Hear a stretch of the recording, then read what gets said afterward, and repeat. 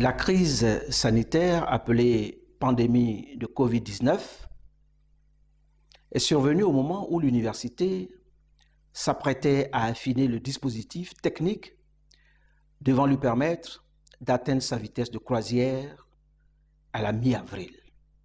Nous étions au mois de mars et les UFR les plus avancés, notamment l'UFR des sciences médicales, l'UFR communication, milieu, société, entendez UFR des lettres et sciences humaines.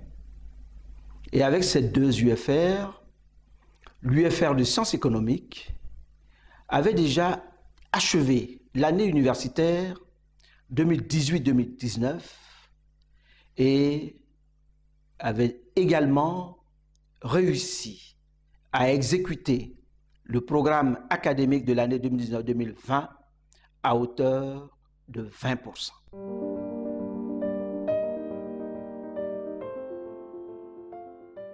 Pour la gestion de cette crise sanitaire à l'université Alassane Ouattara, nous avons eu recours à une méthode qu'on appellerait en termes philosophiques la méthode érothématique, celle fondée sur l'interrogation constructive et qui permet d'aboutir à un consensus sur fond de dissensus. Sur la base de cette méthode qui est foncièrement dialogale, nous avons mis en place un certain nombre de structures. D'abord, la cellule scientifique pluridisciplinaire de lutte contre la pandémie, constituée de médecins, de juristes, de spécialistes des sciences humaines, de façon à pouvoir intervenir sur les différents aspects de cette pandémie, notamment les aspects scientifiques évidemment, les aspects psychologiques et les aspects économiques. À côté de cette cellule scientifique, nous avons créé 3 brigades. La brigade des enseignants-chercheurs, celle des étudiants et la brigade du personnel administratif et technique. Et ces brigades avaient pour but de pouvoir sensibiliser et surveiller les comportements de leurs collègues, leurs condisciples en ce qui concerne les étudiants, en s'assurant naturellement que les mesures barrières arrêtées par l'État sont scrupuleusement respectées sur le campus universitaire.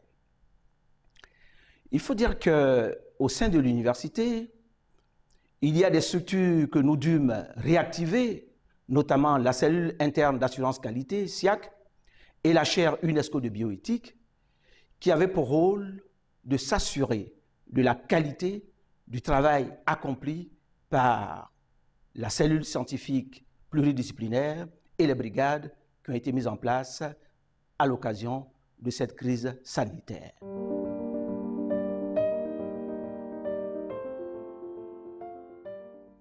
Nous dûmes avoir recours au TIC pour assurer des enseignements en distanciel au moment où les universités étaient fermées. Notre équipe d'informaticiens a été mise à contribution et a fait valoir ses compétences, son savoir-faire. Nous avons donc, avec cette équipe, utilisé Teams de Microsoft et Moodle pour pouvoir assurer le pilotage des enseignements. Le deuxième niveau, dirais-je, c'est la recherche. Et là, il y a décidément beaucoup à dire. Mais pour aller à l'essentiel, je me contenterai de souligner l'action accomplie par la chaire UNESCO de bioéthique qui, aux premières heures de la crise, a lancé un appel aux chercheurs, appel à publication pour la revue scientifique dénommée RIFEB, Revue internationale francophone d'éthique et de bioéthique. À cela, la chaire a également demandé aux chercheurs de pouvoir polariser les recherches sur un médicament, je ne dirais pas le médicament, un médicament de façon à éviter un prolongement abusif de la période de confinement. À l'appui de la chaire, les enseignants-chercheurs de l'université Alassane Ouattara ont répondu avec satisfaction aux appels à publication et à projets lancés par l'AUF, le CAMES, le PASSERES et le FONSTI. Nous avons recueilli 19 projets en direction de ces organisations que je viens de citer. À côté de tout cela, nous avons également encadré des chercheurs, parmi lesquels l'un d'entre eux, une biologiste, chercheur associé à la chaire UNESCO de bioéthique, a produit une tisane aux propriétés étonnantes. Cette tisane a des propriétés antivirales, antibactériennes, immunostimulantes, bien connues à travers les résultats qui nous ont été transmis par un laboratoire national de renom.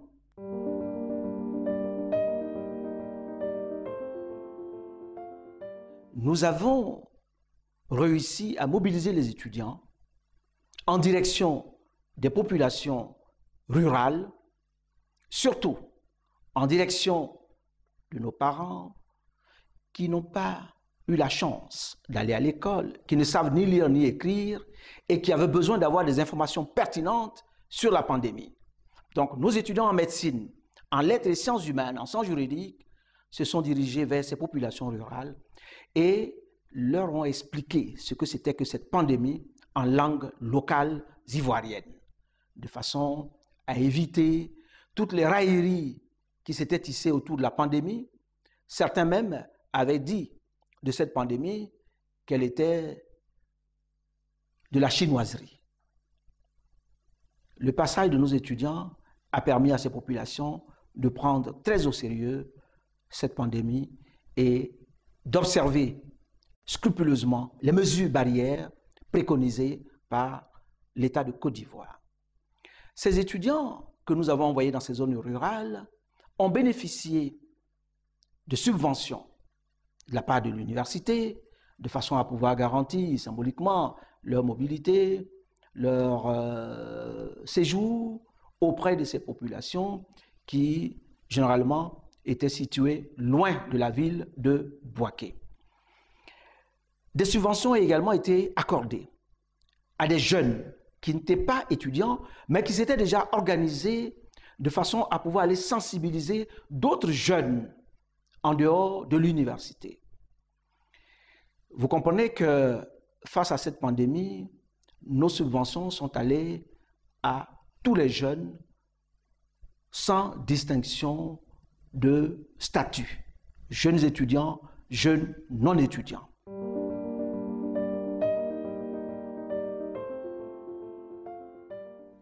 En raison de la pandémie, nous avons suivi en ligne des thèses de doctorat qui ont été soutenues par des étudiants, dirigés par des collègues des universités africaines, des universités européennes.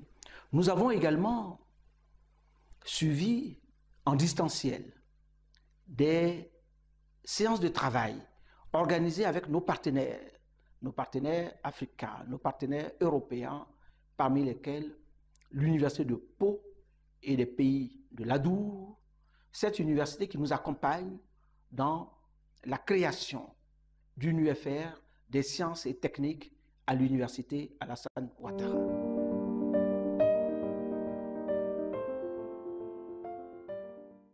Alors, 3 étapes ont scandé notre vécu. La première, c'est la fermeture des universités, décidée par l'État de Côte d'Ivoire. C'était précisément le 16 mars 2020. La deuxième, c'est la réouverture des universités le 8 mai 2020, décidée par l'État de Côte d'Ivoire. Et la troisième, une fermeture qui intervient non pas sur décision étatique, mais sur une décision prise par le conseil d'université qui s'est réuni au vu des cas de Covid confirmés sur notre campus universitaire. Le conseil d'université, qui a donc statué, a décidé de la fermeture de l'université Alassane Ouattara du 19 juin au 2 juillet 2020. Cette fermeture a été mise à contribution pour pouvoir assainir l'espace universitaire en désinfectant les amphithéâtres, les bureaux, les salles de travaux dirigés, les espaces verts et même les résidences universitaires des étudiants.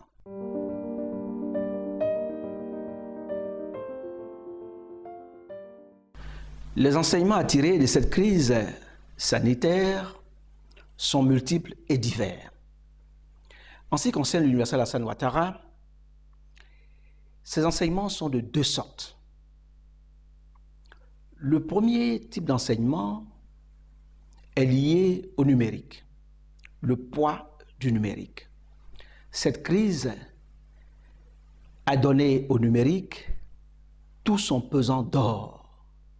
Vous savez qu'à travers cette crise, l'université, pour la première fois, a créé des classes virtuelles à l'effet d'assurer le pilotage en distanciel des enseignements de niveau master. Presque tous les enseignements de master ont été assurés en distanciel et c'est une grande première. Au-delà des masters, nous sommes descendus au niveau L3, L2 pour assurer les enseignements en distanciel. On pourrait donc dire que cette crise est révélatrice de la puissance organisatrice et académique, pédagogique, didactique du numérique, c'est-à-dire des TIC habilement, exemplairement implémentés dans l'espace universitaire. Le second enseignement, c'est l'importance de la collégialité dans le management des universités. Cette crise est venue conforter, consolider notre foi en la valeur heuristique, en la dimension qualitative sans précédent de ce que j'appelle la dynamique de l'intelligence collective face à une situation donnée, qu'elle soit académique ou même politique.